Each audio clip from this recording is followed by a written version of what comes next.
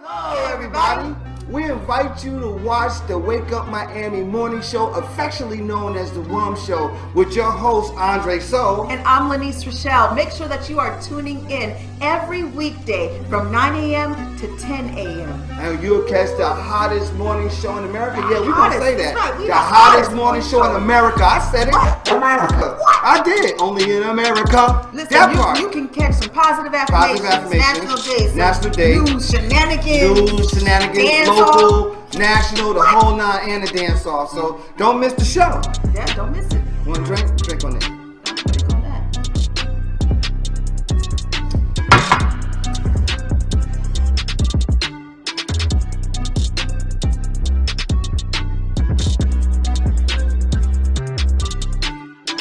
That's what it is, though. That's how we feel.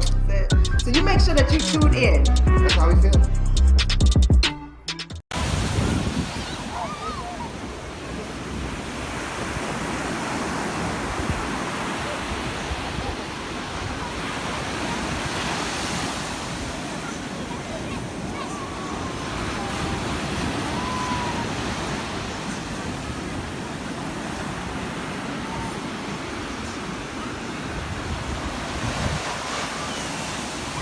Made by Quezzy.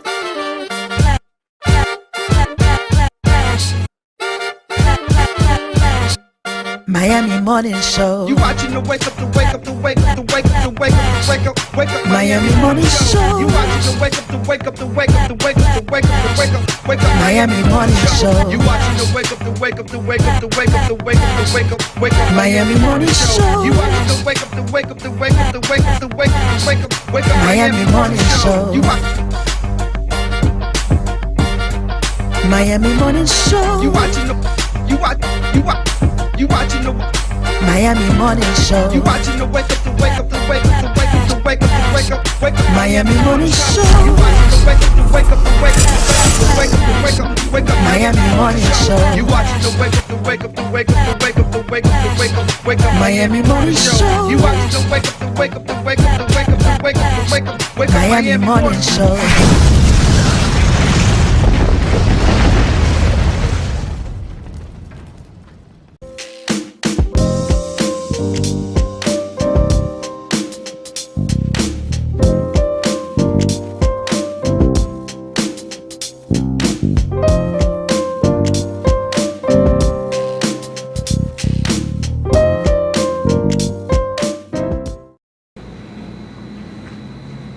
Miss Pinkney, how are you? I'm fine, thank you.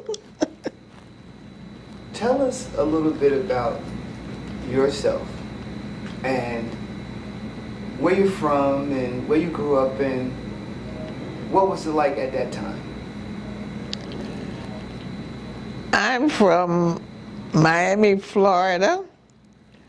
I was born in Overtown. I went to Dunbar Elementary School, and I went to Booker T. Washington High School, and I finished Booker T. Washington High School in 1949.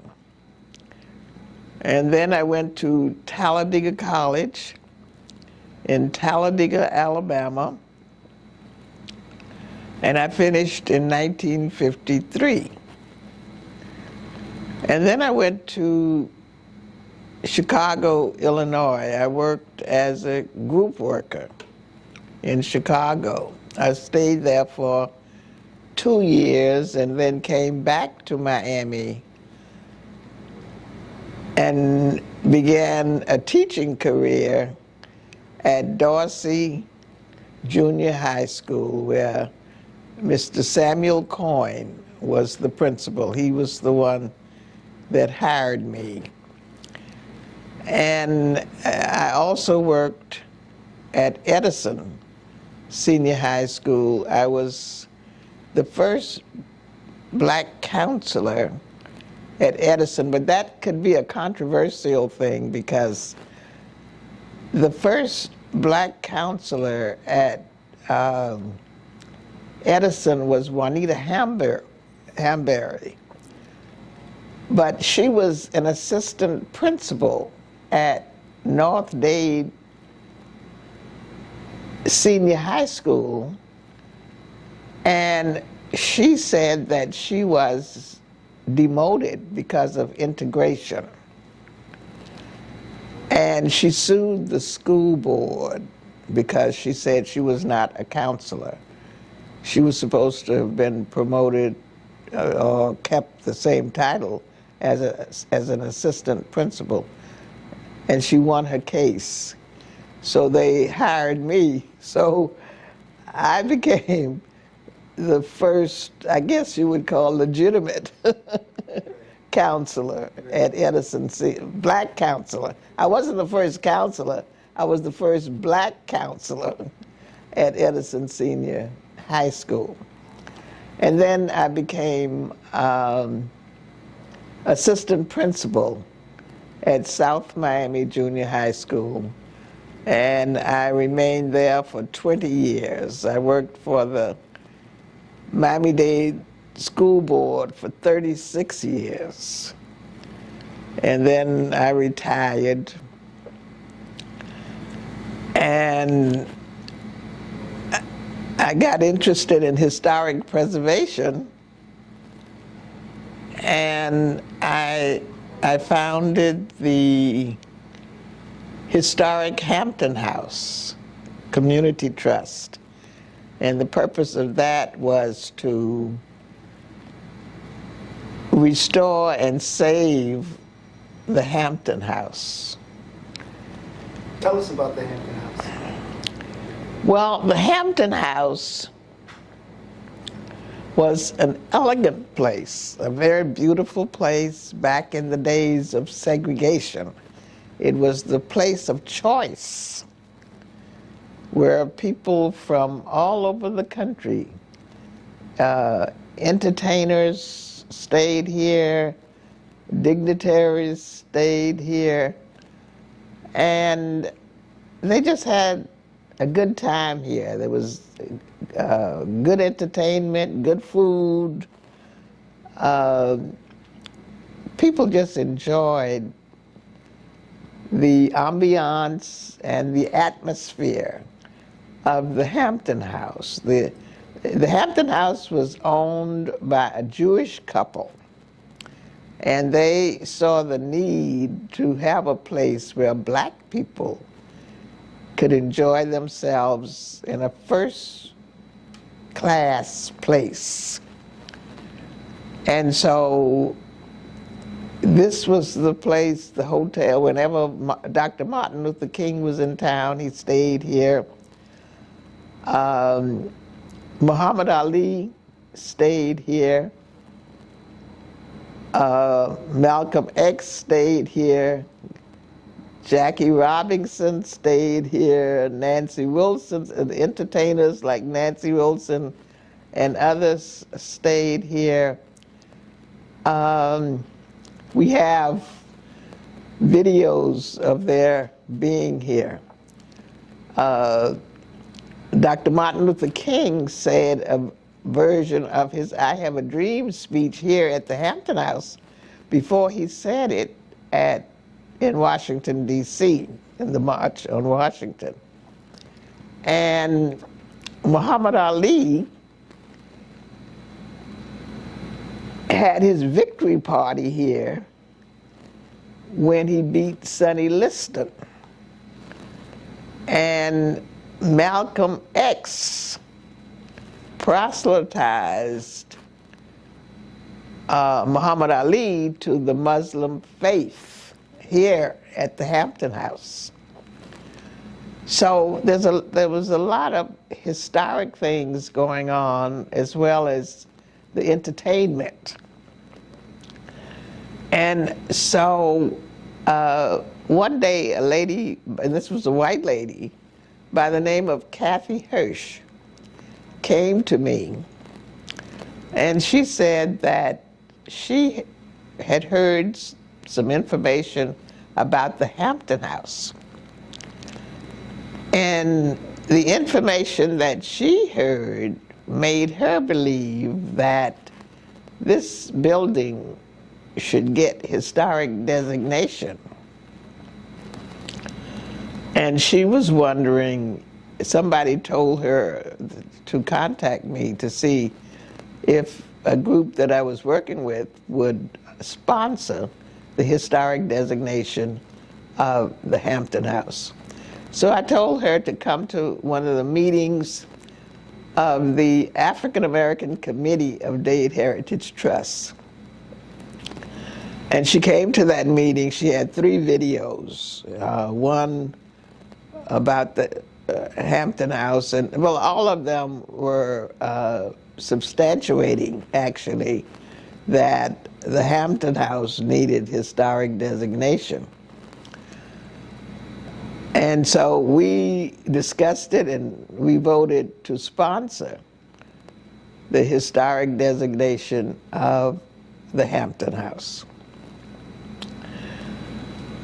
Well, while we were in the process of getting that done and getting the history written, we were told that the county was going to tear the Hampton House down because it had become a derelict building and an unsafe building, and that it was a danger to the community.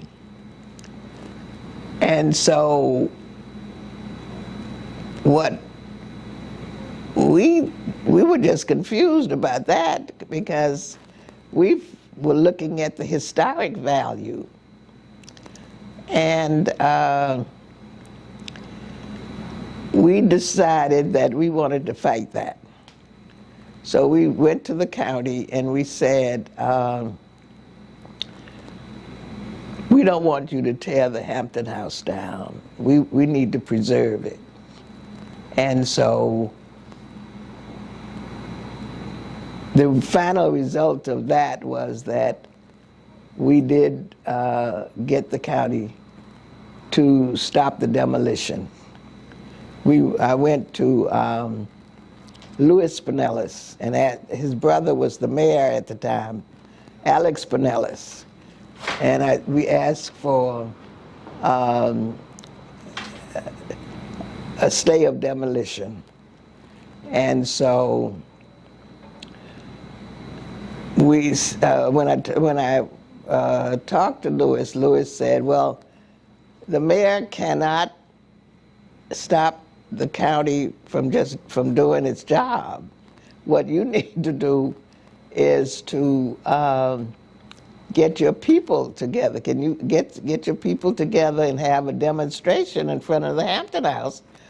Get some food and a band, or make a big deal out of it, and save the Hampton House.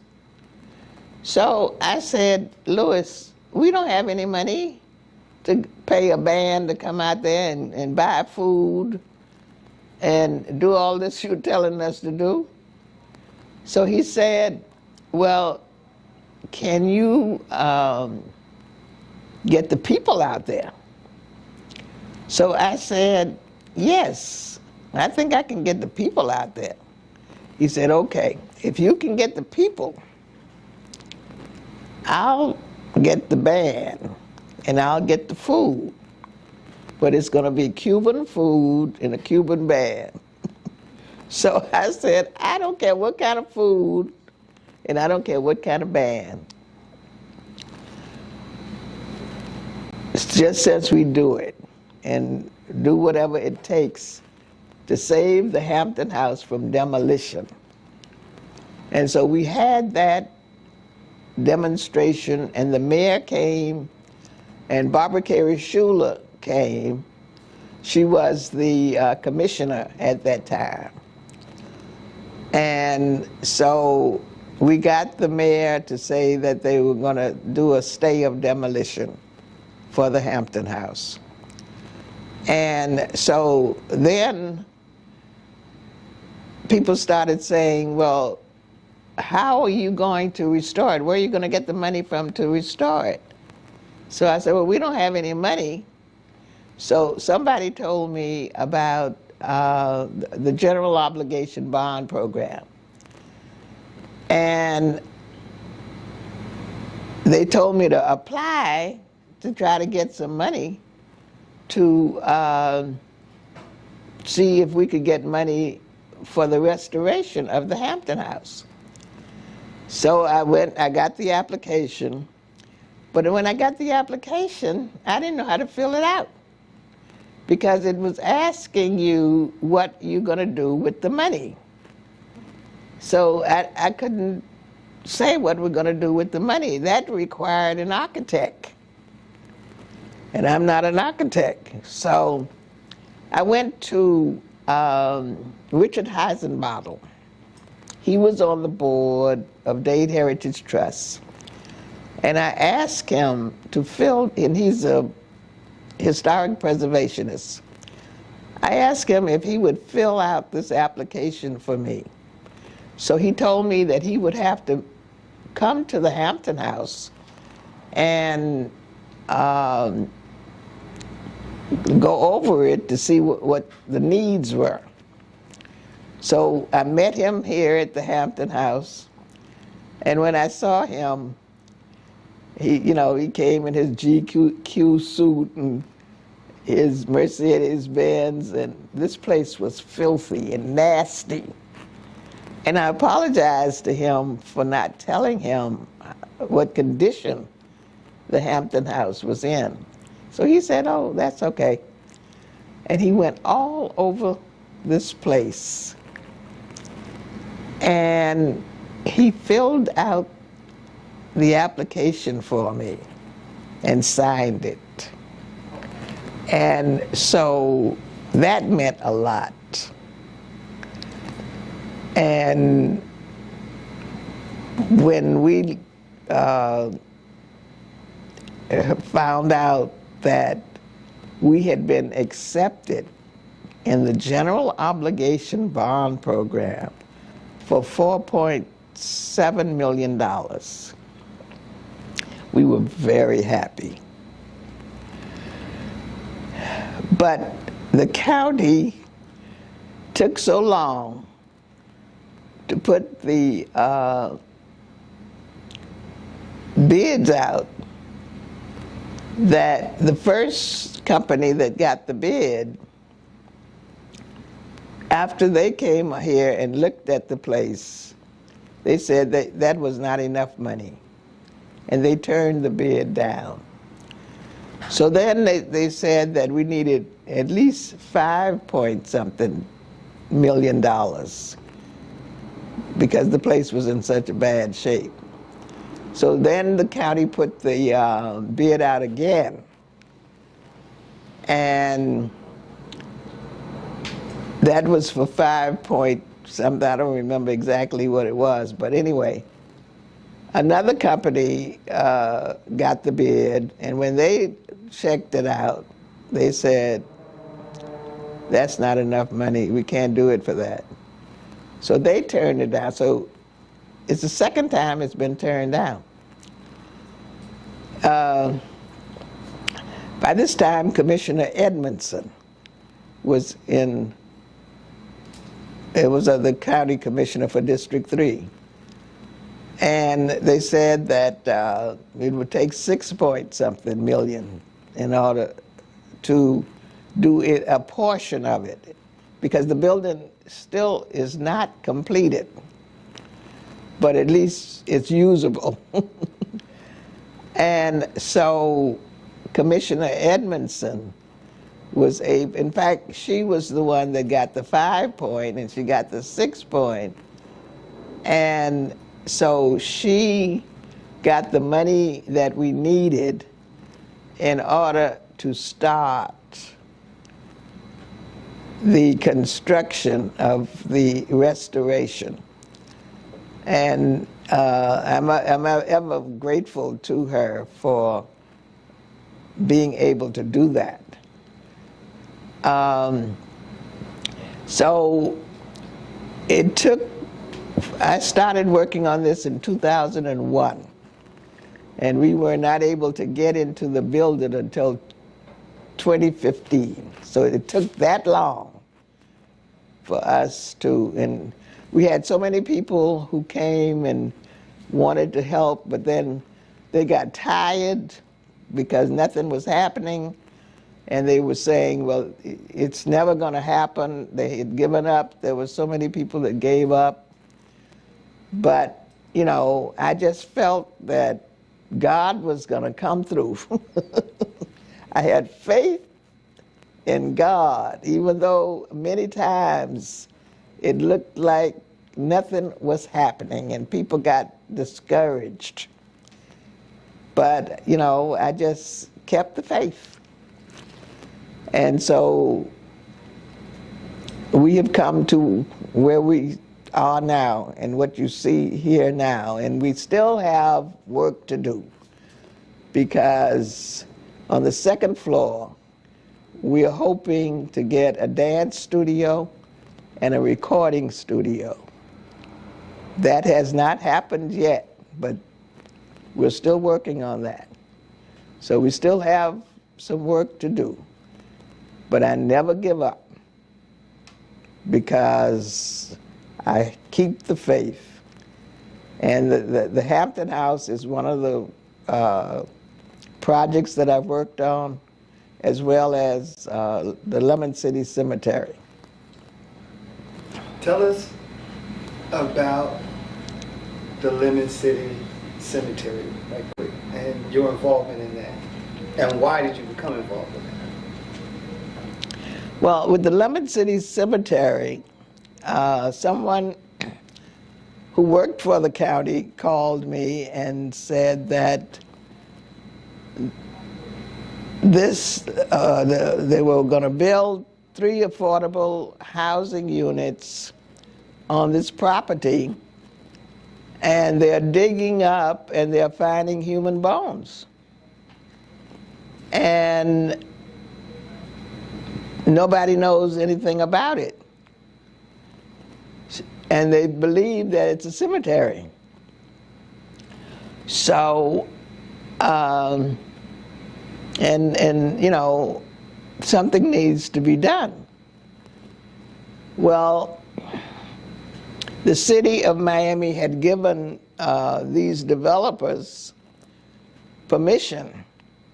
They had all their permits and everything to build these 3 affordable housing units on this property. And so they were saying, you know, they weren't sure that they were human bones. And that, but then the medical examiner said they were human bones and that they were black people. So I really didn't want to get involved in that, because I had enough problems dealing with the Hampton House. But there were people who said that they felt that I was the only person that could really do something about it, because they felt that it should be stopped. And these developers have a lot of money and have a lot of power, and it's going to be difficult to stop that. So we had to prove that it was a cemetery. I received a list of 523 names from Larry Wiggins, a genealogist, that proved that this was a cemetery, had the names of people there. And so I said, it's a cemetery. We can't have people building on a cemetery. It's a disrespect to the dead. Well, one building was almost halfway up. And so what actually happened was that building, there was a compromise, and that building was finished. But I said, you got to move these other 2 buildings. You cannot put those other 2 buildings on that property. And as we were working on moving the 2 buildings, I was getting telephone calls from people saying, could you look up look on the list and see if my grandparents are there, or, you know, people wanted to know if they had relatives buried there. And I was, one of the times that I was looking for, I think it was Dr. Hollington Hanna, and I said, well, he said he wanted to know if his grandfather was buried there. And I said, I'll look and see. And I was looking. I said, well, what was his name? He said, James Cunningham. So I'm looking in the C's, and I find John Clark. John Clark was my grandfather. And I said, John Clark? That was my grandfather's name. And I'm looking at the information there, and where it said spouse, it said Melvina Clark. That was my grandmother. That's who raised me. And I did not know that my grandfather was buried at the Lemon City Cemetery. And I was so moved by seeing my grandfather's name in print and my grandmother's name in print that I almost couldn't talk to him anymore. So I told him, I took his name, number, and I said, I'll call you back. And I couldn't explain to him what was happening to me, what was going on with me. And so I did that. But then I said, oh, this is a fight now, because my grandfather is buried in the Lemon City Cemetery. And you know, I felt that my grandfather was operating me, was working through me from heaven to reveal what was going on. And we came to a compromise, and they moved the other two buildings to someplace else. And they made the space a memorial garden. And I said, I wanted the human bones returned that were in the medical examiner's office. I want them returned to this cemetery, because they wanted to put those human bones in a regular cemetery that was open. I said, no, you dug them up from this cemetery. Their families buried them here, and I want them back here. And so they said, okay.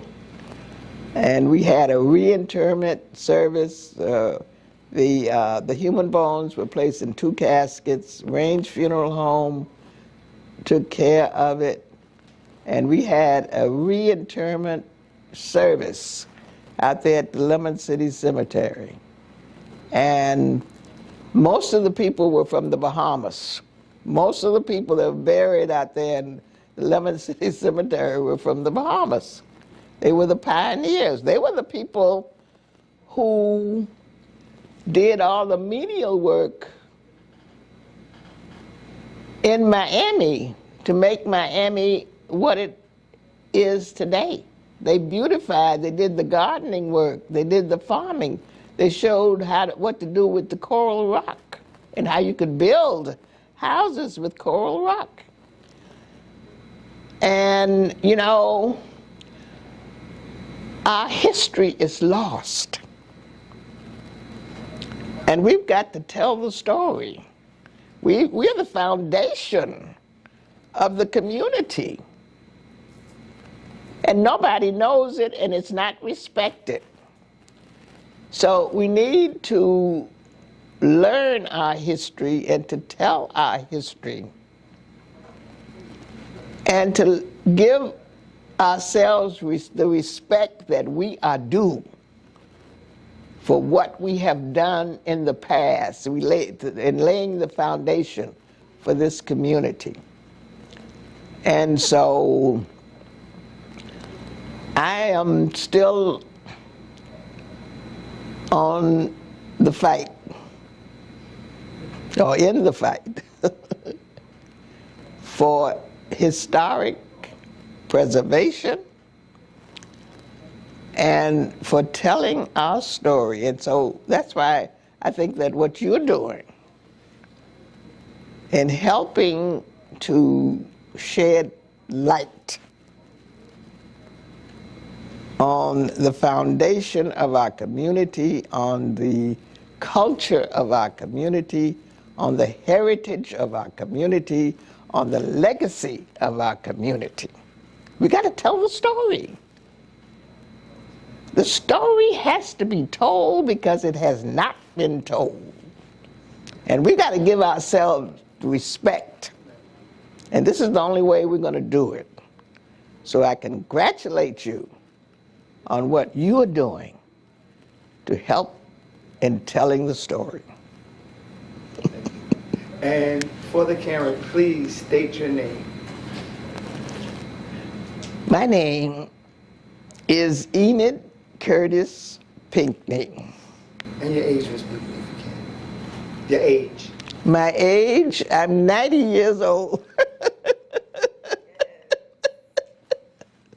She done told everything. Anything you want to say in closing remarks, Miss Pinckney, about anything, or about Miami, about something that's going on within our community? The floor is open for you to say whatever you want to say. Well, you know, last week I went over to Judge Lawson E. Thomas's office because we recently got historic designation. Dade Heritage Trust was the sponsor of the historic designation of his office building. And the reporter who interviewed me about that and wanted me to take a picture in front of the I'm enjoying this. Okay. Okay. All right, we ready? We rolling? You ready? Rolling? Okay, yeah, finish. Okay. Finish. I went to Judge Thomas's office to take a picture in front of the office because of the historic designation. And the reporter for the New Times newspaper, Joshua Cabellas, I believe, I might not be pronouncing his name correctly, but anyway, you know, he was interested in taking a picture of the building, and when he looked at it, he said, you know, this man did so much for this community.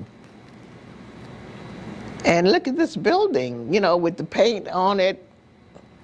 You can't even take the picture with his name. The name Thomas was covered up with trees, which, you know, you couldn't take the picture showing the name Thomas.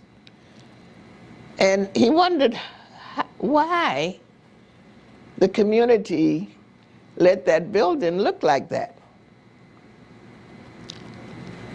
And that's a good question. Why do we let our history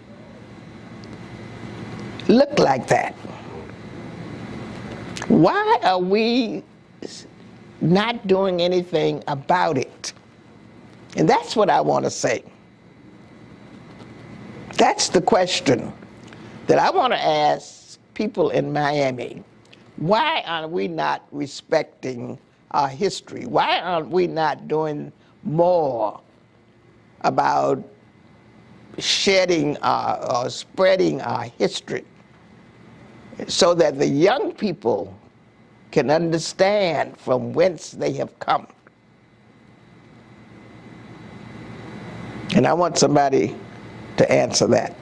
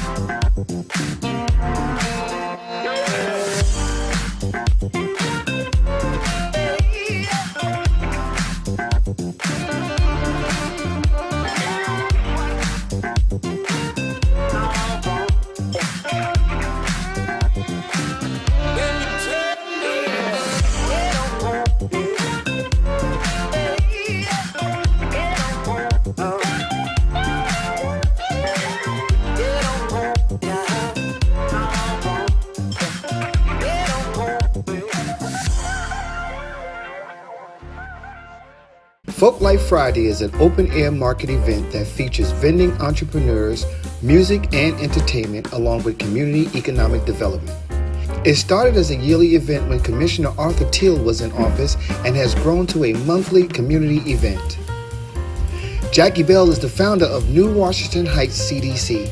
She is also one of the contributors to the redevelopment plan for Overtown that was done with Gwen Cherry and the Community Relations Board. Folk Life Friday allows startup businesses an opportunity to grow their business and operate as a stepping stone for true business enthusiasts. From conch salad to barbecue ribs, clothing, and much more, Folk Life Friday offers the community an event that's fun and entertaining. Folk Life Friday has honored many of our community leaders, along with up-and-coming businesses that service the community. Most successful businesses in the community has consulted and sought the guidance of Jackie Bell, along with participating in the Folk Life Friday event. Folk Life Fridays happen monthly on the first Friday of every month at the 9th Street Pedestrian Mall from 11 a.m. to 7 p.m. And you can find us on all social media platforms. Folk Life Friday, food, entertainment, arts, crafts, and more. Elite Natural Essence, 100% natural organic teas, skin, hair, and body care essentials. Unlock the healing power of nature. Treat yourself daily to our moisturizing body washes and body butters. Enhance your inner essence with our elite teas, including Orange Smoothie and our elite Flat Belly Cleanse Tea. We also have our new Banberry Anti-O skincare line for your skincare needs. At Elite Natural Essence, we pride ourselves in providing superior quality essentials as well as enriching the lives of our community through education of natural and healthy living. Elite Natural Essence is now available on Walmart.com and the Walmart app nationwide, or visit our website www.elitenaturalessence.com. Free shipping on orders $75 or more when you enter the code ELITESHIP. Elite Natural Essence. Be beautiful, be elite. Perfect time. Welcome to another exclusive interview here at iUrban TV, where we often provide this platform of exposure to icons and community activists in our community. Today I have a good brother with me. I'm gonna let him introduce himself, and he has some things that he wants to express about some of the conditions of our community. Introduce yourself, good brother. So, Brother Lyle Muhammad, Brother Lyle to most, and by the grace of God, we have beautiful platforms like this, so that our people don't get left behind when it comes to things that are important. But it's just interesting where we are right now. You have me reflecting, brother. Right. You know, because not just that we're in Overtown, but like we are like right where your brother first laid his feet in Miami. And where your brother really first laid his handprint and his footprint, right up the street at the Overtown Youth Center. And throughout these alleyways and these communities, you probably can't go up one of them where we don't know the parents or the children, or I guess by now the grandchildren. Right. So it's just an honor. And actually the things that we wanted to deal with today in terms of the facade about where crime and violence is and where it's not. It really all started right here in Overtown for me, brother. And you were coming from where? From Baltimore. From Baltimore, okay. From Baltimore. Okay. So our community has a lot of, how should I say, isms and schisms with it, right? For sure. How do we, and where are we, not how do we, where are we when it comes to combating illnesses of our community? And what are some of the things that possibly stagnate us, or what are some things that actually you feel are propelling us forward and actually succeeding in cultivating and inspiring and creating the excellence and resilience in our community? That's an excellent question, brother, because just to cut right to the core, we know that violence and insanity of all types is a problem and a plague throughout the country. Throughout the country, yeah. But here, right here in Miami-Dade, we have the best practitioners to deal with the issue right here in our community, brother. Right. And that's not just from words. You know, a lot of times people think that we're just talking smoke. And just to give some context to that, I remember when we started the very first Peacemakers program back in 2009. Right in this community here. As a matter of fact, this community where we're sitting right now, they were receiving in excess of 100 911 calls a day. Wow. Within 3 weeks of the Peacemakers being here, brother, that call volume went down to less than 10.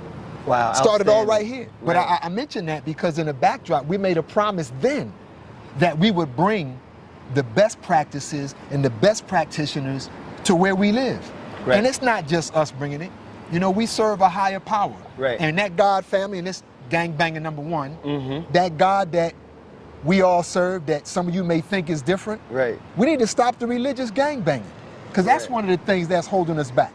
And so even in the beginning of religious gangbanging, straight up.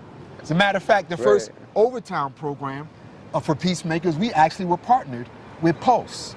Okay, I remember pastors, right? So you had Muslims and Christians working together back then without the titles. So all that gang, if you went into that kind of church gang banging, you more wicked than Satan. I just wanted to say that for the record, you know? And so getting back to this whole violence, that we got some of the best practitioners on the planet. Not so says Brother Lyle, so says the experts across the country. You know? So that leads up to where we are today. I'll give you an example. There is finally a national movement for community-based violence practitioners, for the boots on the ground to be recognized as experts who know what's going on in this work.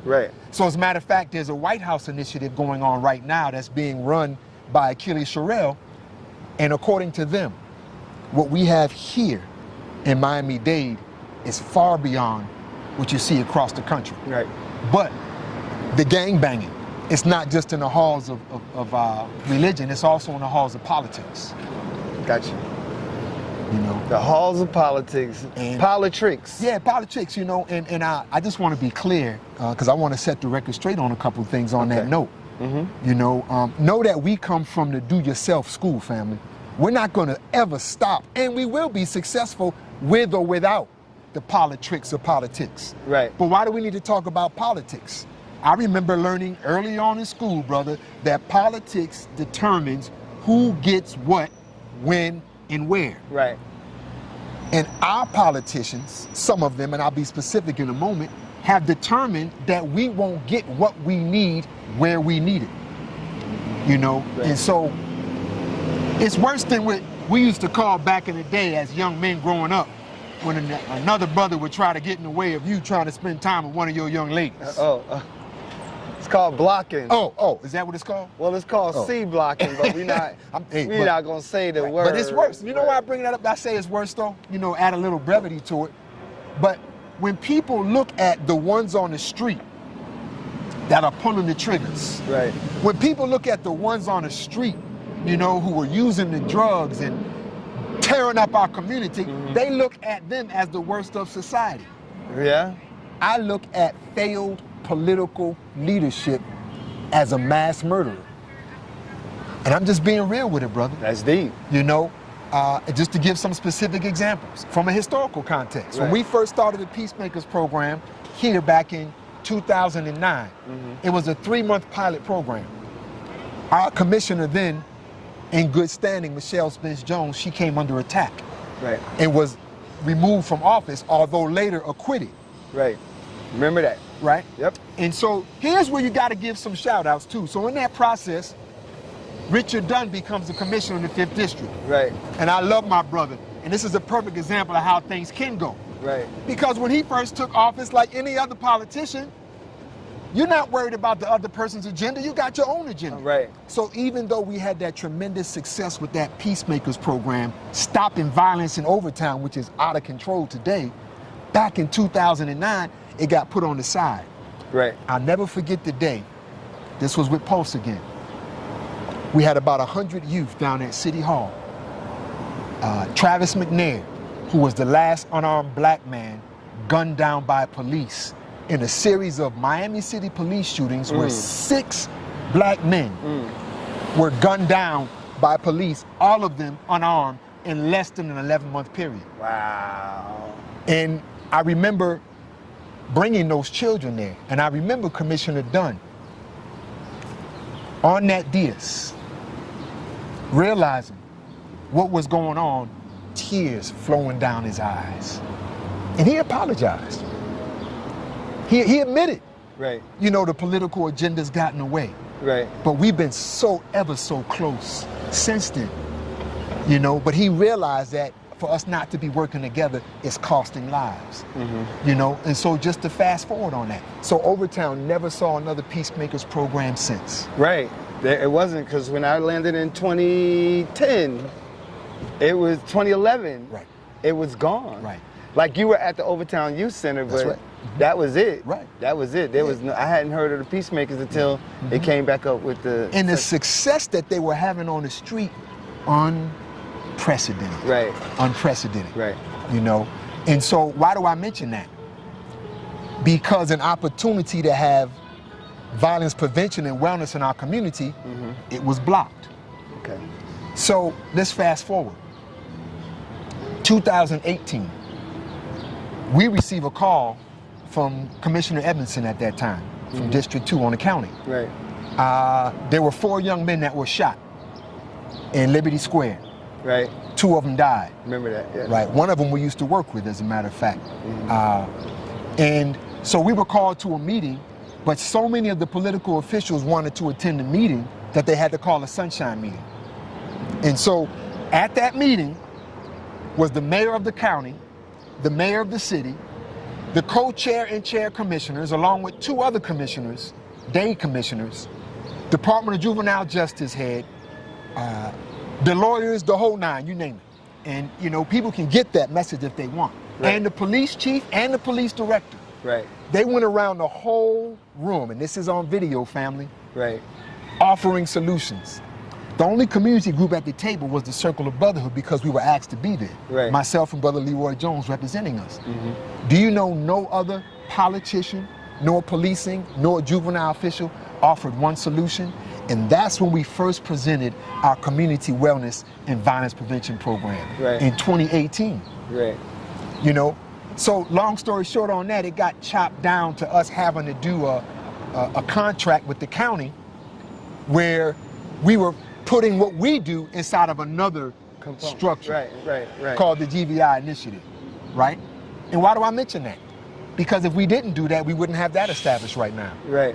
But what a lot of people don't know is that it was the integrity of Brother Leroy Jones and myself that saved that program. Some people obviously didn't want me in the picture. Why is that? Why you think Well, that? let me present it first, because I want people to know that we were actually presented with an ultimatum. Right. That if we were going to be able to keep that contract, I had to be out of the picture. Oh, wow. And so we got to be clear, because there's too many people dying. Right. You know, and this is history.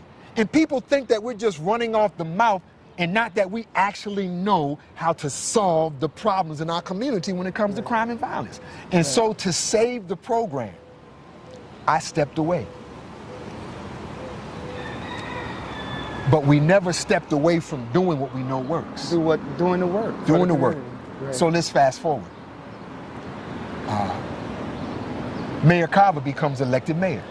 Mm-hmm. And Mayor Carver verbally declares the violence epidemic as a public health issue. Notice I said verbally. Right. There's an interview you can go back to with Mayor Carver and myself that was done on WLRN, and it will come out around the time that the Peace and Prosperity Plan was presented. And for those who don't know what that is, I just want to be crystal clear, but my first point was, and I'll come back to Mayor Carver in a minute, because it's important. Right. When she was elected and the language came out about public safety, the funding support didn't switch. It was still policing. Right.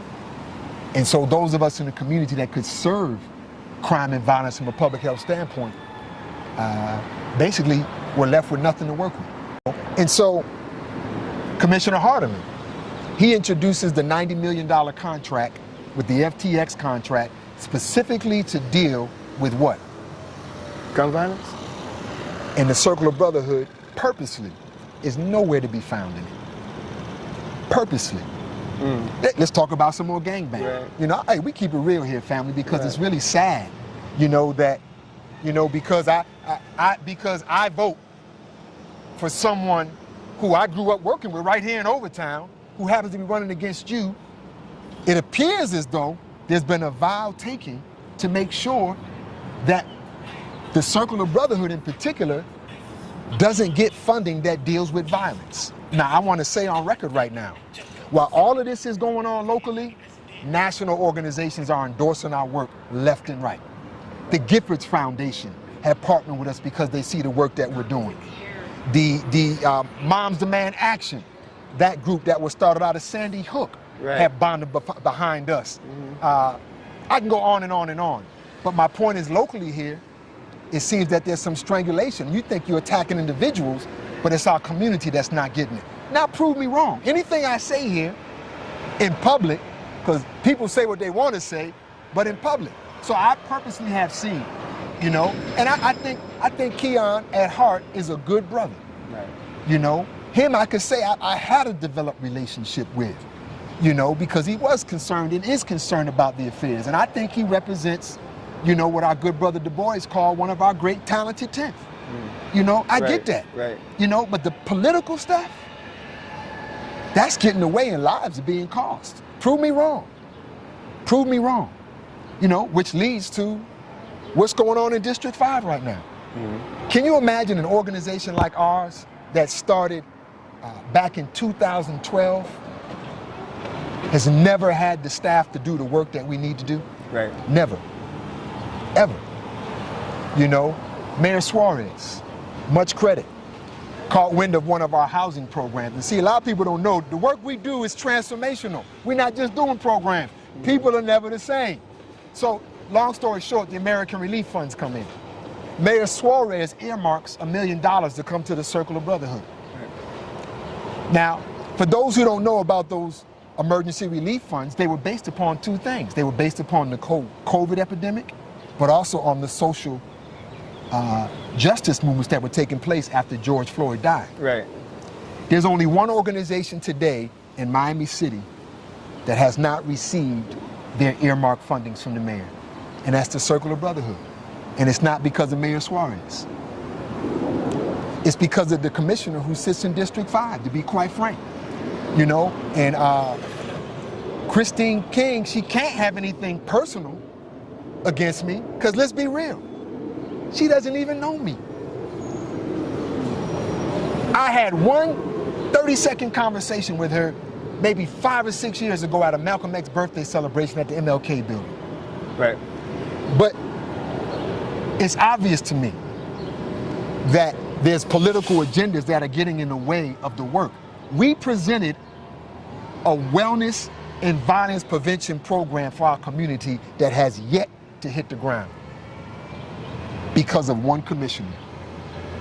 The commissioner of District 5 pulled our item back in October.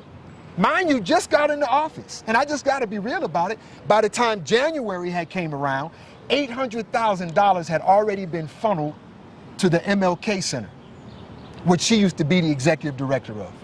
By January, they do good work, okay, to build a cafeteria. But because of your political family, or the lack of ignorance of your staff to know the work that we're actually doing in the community, and to be honest, the lack of interest to want to find out. You know, and if you have some more questions about that, I'll be specific, because I just want the people to know it's not that we don't have the men and the women in our community to make our place a decent place to live. We got people with political agendas that stand in the way. And my last comment on it, brother, is what was really on my spirit. Right. It's not that Brother Lyle's fed up. Brother Lyle gonna do this work till the day I die. You know, but y'all better know your brother's a spiritual brother first. Right. God is angry. And I'm telling you directly, if you stand in the way of the righteous work of the righteous people, God will visit you personally with a wrath. I'm just keeping it 100. You heard it here first. But what is my spirit for real? Come on, family, are we for real? You gonna keep a black organization respected nationally and locally for the work that we do? Some people say, let me just clear these two things up. Because you know, people talk. Right. Oh, well, I looked at your proposal and oh, so much of it is going to staff. Guess who you're looking at right now? The only employee of the Circle of Brotherhood. Right. Am I supposed to do all this work by myself? Commissioner King, how effective of a commissioner will you be if you have 0 staff? And do you deserve to have staff? And by the way, you should have your people on your team do some research on the American Rescue Plan, because it's supposed to help build the infrastructure of organizations as well as provide the services that are needed. Right. It's sad. We've seen people fall off of buildings that we could have saved. You know, and so I just want people to know that sometimes it's not the outside opposition. Right. Sometimes it's what we do internally that causes death and destruction. How do we, as a community, fix things like that? How can we come together? Because I don't know, you know, I don't know the story. I don't know the background or whatever. I am a member of the Circle of Brotherhood. Yes, I am. I'm still a member. Yes, sir. I was told to come out and execute what it is I do for the community, and that's what I do every day, and make sure the platform is there. That's why this platform is here, for no matter who wants to say, you know, whatever people want to express, they have full right to express it, right? But I'm thinking, as the media, as the black media component for this community and surrounding black communities, how do we fix it so that we can begin to start cultivating our community? Because in the end, as I see it, that's what's really important. Everybody loves our community, and if we really love our community, how can we fix it so that everybody gets to fix it? Everybody loves our community, but some people love money more. You know, everybody loves our community, but some people love their prestige more. Let's just be honest about it, man. You know, and Mayor Carver's not off the hook either. You know, there's a proposal that's been before her cabinet from the Healing and Justice Center for the last 2 years that the nation is craving about. And we can't get no support from that office. You know, so we got to call them out, right, is my point. You know, because I'm just being real. Even I'm to this point right now because I'm just being real, Dre. Some people are not going to change their political stance. No matter how much they say they love the community. Right. It's not going to stop the work from being done. Here's a brother here. I would be open to anyone I just called, like I said publicly, because people say one thing behind closed doors. And, you know, the political game is real slick. You try to drop an innuendo over here or tell one person something different over here, but I will publicly stand on everything I said if they would be willing to do the same. Or watch this. If they wanted to have a real, sincere, heart-to-heart private meeting, Right. I would do that. Right. I would do that because our community is up. It's not about me, you know? And wherever I err as a community leader, Brother Lyle will always bow down and apologize and admit when I err, you know? And if others are not willing to do that, Right. they can try to stand in the way. I'm being very real when I said God will really, really remove you out the picture completely. You can think your brother's just talking if you want, you know? Don't call me on that one. Call me on some other stuff, but not on that Right. one. Right. You know, so Dre, it just hurts, man. Right. You know, when we have the individuals and could easily have the resources. It's like, I mean, we're talking about somebody blocking federal money. It's not money coming out of your budget. And by the way, it passed every other standard of execution of every other organization that received those American relief funds. So, you know, it's just unnecessary. And I'm like this because if that's how you're gonna stand, I'm giving you an opportunity now. Come, let us reason together, you know? And I'd be willing to do that. But I'm a spiritual man first, Dre. And we're not no punks. We're not gonna sit by and let you play political games and you think we just gonna allow that to go down like that. Right. So some people do need to be called out. If anybody thinks Brother Lyle needs to be called out, call me out. I will come front and center. And if I am out of order because I love my people and community that much, I will correct my ways, man. Right, right. Accept, correct. And move on. That is our motto, 100%. Okay, so any last words? You said a lot, and it's respected because it's your opinion and it's how you feel, and everybody's feelings are valid, right? I'll say this. You know, we don't have time to do it here. It may have sounded like an opinion, but I could show documents and lay out fact for fact for fact for fact everything I just said. And I'll close with these two things on that. The White House initiative that I mentioned was initially a 15-city initiative for 15 cities across the country. When Achilles Sherrill saw the work that we were doing here in Miami-Dade, he went back to the White House and petitioned the White House to add Miami-Dade, and now it's a 16-city initiative. Wow. That's our work, Mayor Carver. Right. You know, look, there are organizations nationally right now that see what's going on. And I got to give a shout out to some locally. The Miami Foundation is back in this work, man. Right. Touching Miami with Love is back in this work. Dream Defenders is back in this work. You know, the South Florida Health Foundation, they see what's going on. You know, but I gotta call out the politicians because they decide who gets what, when, and where, and we need it now. So get out the way. Let us do our work, man. You know, and so I can lay it out factually. Right. Everything I said, I can put a document in your face and show you exactly what we said. So I'm not here to start arguments. You know, I'm here to say that ever since I've been in Miami, since 2007, real on-the-ground initiatives to prevent crime and violence have been historically and consistently blocked. Straight truth. All right, and that needs to be talked about, and it deserves to have a platform. So, the platform is here. Any other parting words before we wrap this up, or? Thank you to all the hard-working people who fight for freedom, justice, and equality every day. And you know, for those of you who are friends with somebody and you may have think I insulted them, when does leadership not have courage to stand up? So if you get this message, take it to them. I'm willing to sit down. I really am. But don't do this. Like when our item was on the agenda to be passed for the commission, before it was taken off, Commissioner King schedules a meeting with us a month after the item's on the agenda. So what did you really want to know beforehand? We don't have time for them kind of games. But if you're really serious about this, because this is just, look, we'll go on the offense if we have to, because the people are more important than me, and they're more important than any political personality that's out there. Right. And all of our hands are too short to box with God, so I'd rather be on the side of God. Yeah, it's important to make Doing sure this work. that our community is well taken care of, and that we, you know, that we just excel together as a community. So that's what it is, guys.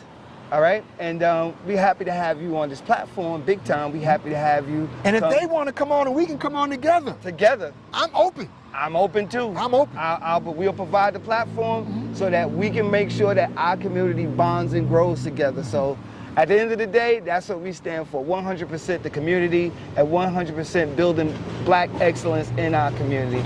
We want to thank y'all for watching, man. Anybody want to get in touch with you, how can they do that?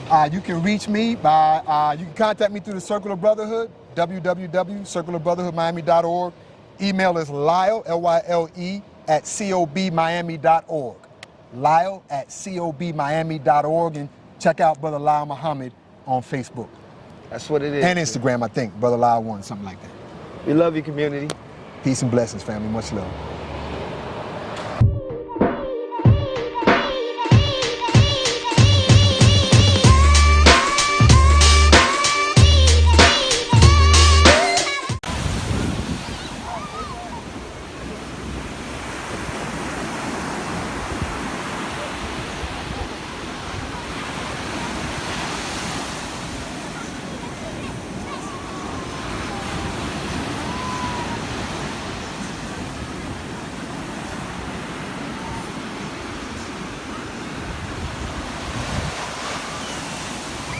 Made by Quezin.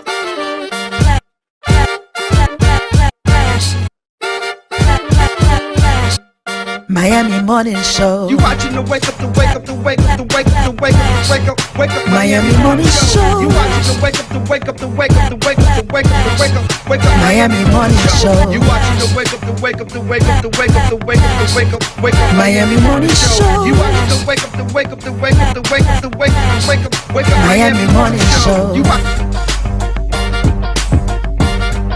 Miami Morning Show. watching the you watching the Miami Morning Show. you watching the wake up, the wake up, the wake up, the wake up, the wake up, the wake up, wake up. Miami Morning Show. You watching the wake up, the wake up, the wake up, the wake up, the wake up, the wake up. Miami Morning Show. You watching the wake up, the wake up, the wake up, the wake up, the wake up, the wake up, wake up. Miami Morning Show. You watching the wake up, the wake up, the wake up, the wake up, the wake up, the wake up, wake up. Miami Morning Show.